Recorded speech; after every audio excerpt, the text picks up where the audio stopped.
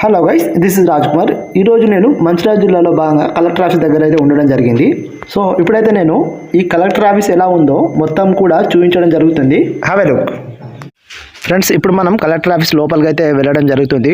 ఇక్కడ మనం గమనించినట్లయితే లెఫ్ట్ సైడ్ రైట్ సైడ్ రెండు కూడా దారులు ఉండడం జరుగుతుంది. సో మనం ఎలా అయినా వెళ్ళవచ్చును.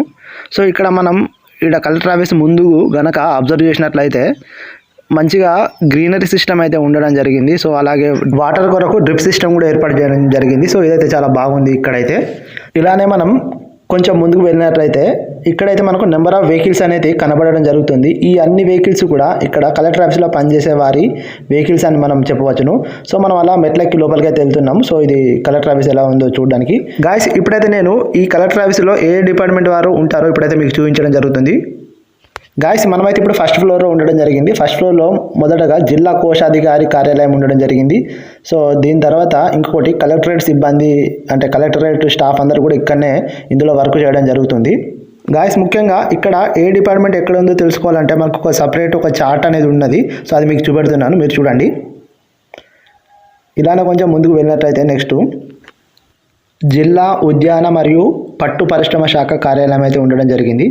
సో వీళ్ళందరూ కూడా అందులో వర్క్ చేసేవారు. ఇంకా మనం సమాచార హక్కు చట్టం గురించి కూడా అలా చూడడం జరిగింది. సో మనం ఇదైతే అంతా అబ్జర్వ్ చేస్తున్నాము. ఈ ఫస్ట్ ఫ్లోర్లో ఇంకా చాలా డిపార్ట్మెంట్లు ఉండడం జరిగింది. కాకపోతే ఇప్పుడైతే మనం సెకండ్ ఫ్లోర్కి వెళ్తున్నాం. సో మీరు అబ్జర్వ్ చేయండి చార్ట్లో ఏమేమి డిపార్ట్మెంట్లు ఉన్నాయో.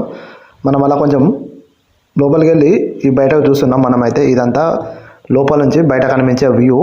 సో ఇదైతే చాలా బాగుంది. ఇక్కడ ఈ కలెక్టరేట్ భవనాన్ని మనకు 2022లో మాత్రం ప్రారంభించడం జరిగింది. అప్పుడైతే బీఆర్ఎస్ ప్రభుత్వం ఉండింది. ఇప్పుడైతే మనం ఇంకా సెకండ్ ఫ్లోర్లో ఉన్న ఇతర డిపార్ట్మెంట్లు కూడా చూద్దాం. అందులో భాగంగా ఈ డిపార్ట్మెంటు జిల్లా విద్యా శాఖాధికారి. సో ఇంకా జిల్లా గనులు మరియు భూగర్భ శాఖ కార్యాలయం ఇది. సో మీరు ఎవరైతే ప్రజలు ఉన్నారో ప్రతి ఒక్కరు కూడా కలెక్టర్ ఆఫీస్కి వచ్చి ఇక్కడ డిపార్ట్మెంట్స్ గురించి అందరూ కూడా తెలుసుకోవాలని నేనైతే కోరుకుంటున్నాను. ఎందుకంటే ఇన్ఫర్మేషన్ అనేది అందరూ కూడా తెలుసుకోవాలి. నెక్స్ట్ జిల్లా సహకార అధికారి కార్యాలయం. ఇప్పుడు నేను చెప్పాను కదా, ప్రతి ఒక్కరు కూడా ఇన్ఫర్మేషన్ తెలుసుకోవాలని. ఎందుకంటే మీకు ఏదైనా రాష్ట్ర పథకాలు మీ దగ్గరికి రాకపోతే మీరు ఇక్కడికి వచ్చి ప్రశ్నించవచ్చును. సో అందుకు తెలుసుకోవాలి. ఇక్కడైతే మనం ఎంఎస్పీ గురించి అయితే ఇక్కడ క్లియర్ కట్గా కూడా వివరించడం జరిగింది. ఇంకా జిల్లా ఇంటర్మీడియట్ విద్యాధికారి డిపార్ట్మెంట్ ఇక్కడనే ఉన్నది. సో సమాచార హక్కు చట్టం గురించి మనం ఇప్పుడు చూస్తున్నాము. ఇంకా మనం అబ్జర్వ్ చేసినట్లయితే సహాయ కార్మిక కమిషనర్ కూడా ఇక్కడనే ఉండడం జరిగింది, లేబర్ ఆఫీస్ సంబంధించి.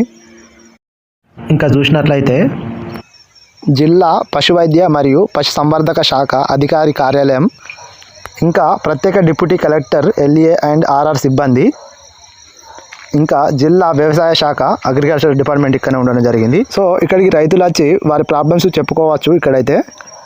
ఇంకా జిల్లా ఆసుపత్రుల పర్యవేక్షణ అధికారి తెలంగాణ వైద్య విధాన పరిషత్ డిపార్ట్మెంట్ కూడా ఇక్కడే ఉండడం జరిగింది. ఫ్రెండ్స్, ఈ అన్ని డిపార్ట్మెంట్లు మీకు ఎందుకు చెప్తున్నానంటే మీకు ఏదైనా ప్రాబ్లమ్స్ వస్తే గ్రౌండ్ లెవెల్లో ఎవరు పట్టించుకోకపోతే మీరు డిస్ట్రిక్ట్ లెవెల్లో వచ్చి అయితే మీ ప్రాబ్లమ్స్ని చెప్పుకోవచ్చును. సో అందుకోసమే నేను మీ కొరకు ఇంత కష్టపడి మరి వీడియో చేయడం జరుగుతుంది. మీరైతే ఇప్పుడు చూసారు ఈ కలెక్టరేట్ ముందు మనకు తెలంగాణ తల్లి విగ్రహం కూడా ఉండడం జరిగింది. గాయస్, నేనేదో వీడియో తీయడానికి రాకుండా చాలా సమస్యల పైన ఇక్కడ ఉన్న అధికారులతోటి చర్చించడం కూడా జరిగింది. సో వాళ్ళు కూడా సానుకూలంగా మనకు రిప్లై కూడా ఇచ్చారు.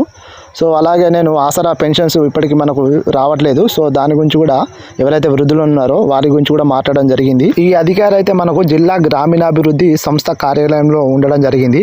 ఇలాంటివన్నీ కూడా మీరు ఆఫీస్కి వెళ్తేనే తెలుస్తాయి, ఇంట్లో ఉండే తెలియదు. ఇంకా నేను జియాలజిస్ట్ డిపార్ట్మెంట్ దగ్గరికి వెళ్ళి సో మనకు బోర్వెల్స్ వేస్తారు కదా, వాటికి అప్లికేబుల్ అయ్యే ఏమన్నా సబ్సిడీ ఉన్న పథకాల గురించి కూడా అడిగి తెలుసుకోవడం జరిగింది. Guys, this is my video. ఈ వీడియో కనుక మీకు నచ్చినట్లయితే అట్లీస్ట్ ఒక ఇద్దరికన్నా షేర్ చేయండి. Thank you for watching. జై హింద్.